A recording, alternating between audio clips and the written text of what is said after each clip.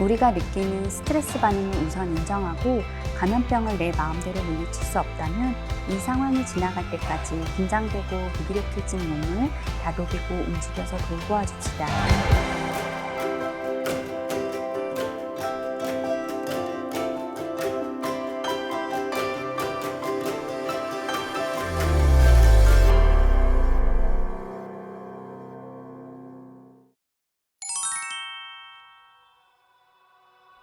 안녕하세요. 국립정신건강센터 정신건강의학과 전문의 이정현입니다.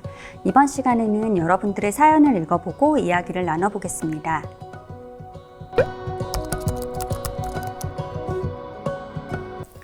코로나19 확진을 받고 치료를 받은 사람입니다. 확진을 받고 3주째가 되어가고 있는데 심한 불안에 시달리고 있습니다. 병원에서 코로나 치료를 받고 있는데도 반복되는 양성 판정으로 병이 낫지 않을 것 같다는 불안과 장기간의 격리 생활로 인한 답답함, 우울감으로 힘듭니다. 장기간의 격리 생활로 인해 체력이 저하되어 자신감이 떨어졌고 주변의 시선을 의식하며 부담감을 느끼고 있습니다. 불안한 심리를 잠재우고 싶습니다. 어떻게 하면 좋을까요? 감염병 재난에서 확진자나 그 가족분들이 겪는 어려운 부분 중에 하나가 사회적 낙인에 대한 두려움입니다. 국가트라우마센터에서 수행한 한라인 상담에서 3분 중에 한두 분은 낙인이나 감염 전파에 대한 두려움에 대한 걱정을 많이 하고 있습니다. 이 부분은 우리 사회가 다 함께 비난보다 그분들이 잘 치료받고 계신 것에 대해서 격려하고 응원해드리는 것이 좋을 것 같습니다. 코로나 치료 후의 회복의 경과는 개인마다 차이가 있을 수 있습니다.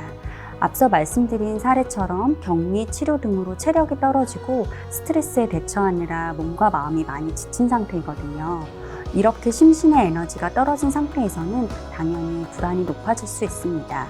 따라서 이럴 때에는 그 불안을 야기하는 생각에 몰두하기보다는 그때 내 몸에 나타나는 신체 반응을 먼저 살펴보는 것이 좋습니다.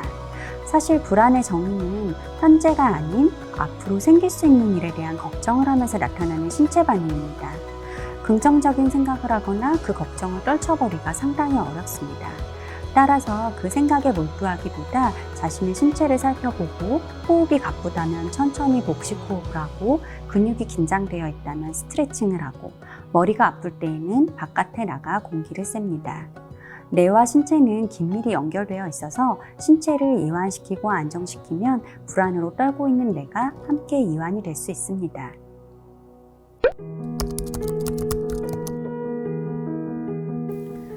여행업계에 종사하는 직장인입니다. 3월부터 재택근무를 시행하며 유급휴가로 지난달까지 버티다가 얼마 전 무급휴가로 전환되었습니다.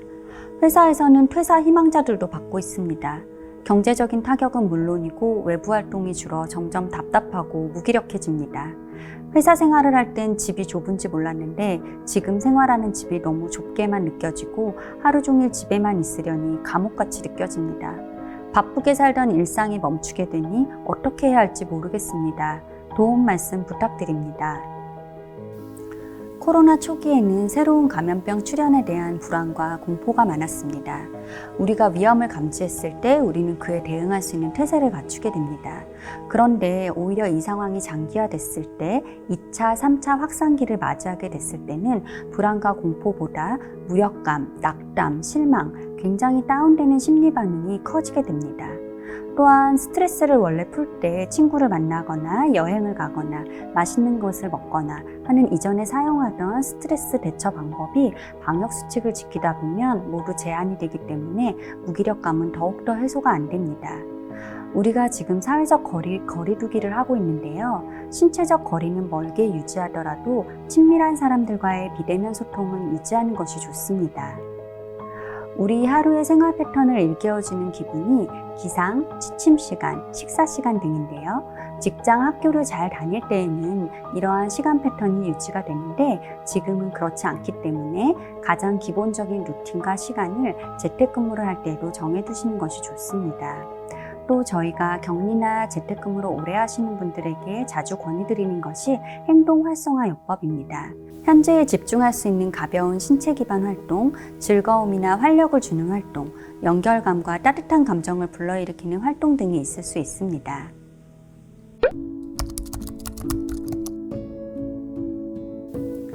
얼마 전 SNS를 살펴보다가 지하철에서 마스크를 쓰지 않은 사람과 싸움이 난 영상을 보았습니다.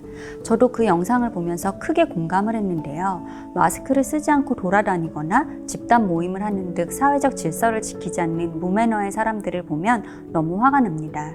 괜히 저에게도 피해를 줄 것만 같은 피해의식까지 생기려고 합니다.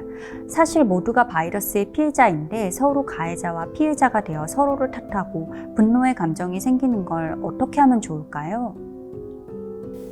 재난 상황에서 불신, 경계, 혐오, 분노 등의 반응은 자연스럽게 나타날 수 있지만 우리는 결국 이러한 반응이 장기적으로 감염병을 극복하는 데는 큰 도움이 되지 않을 것이라는 것을 알고 있습니다. 상대방을 비난하고 혐오한다고 해서 그것이 우리의 불안을 일시적으로 감경시켜 줄지는 몰라도 궁극적으로 감염병 종식에는 전혀 도움이 되지 않습니다. 오히려 공감과 이타적인 태도가 감염병을 위한 방역 지침을 지키는 사회 분위기를 촉진시킨다고 합니다.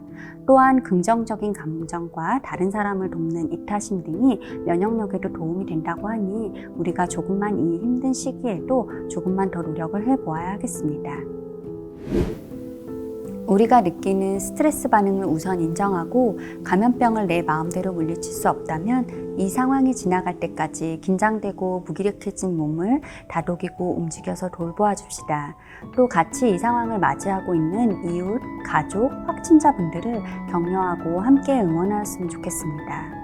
혹시 우울감, 불안감 등 코로나 블루 증상이 이런저런 방법으로도 해결이 잘 되지 않는다면 주저하지 말고 국립정신건강센터, 국가트라우마센터, 그 외의 정신건강 전문가분들의 도움을 꼭 받으시기 바랍니다.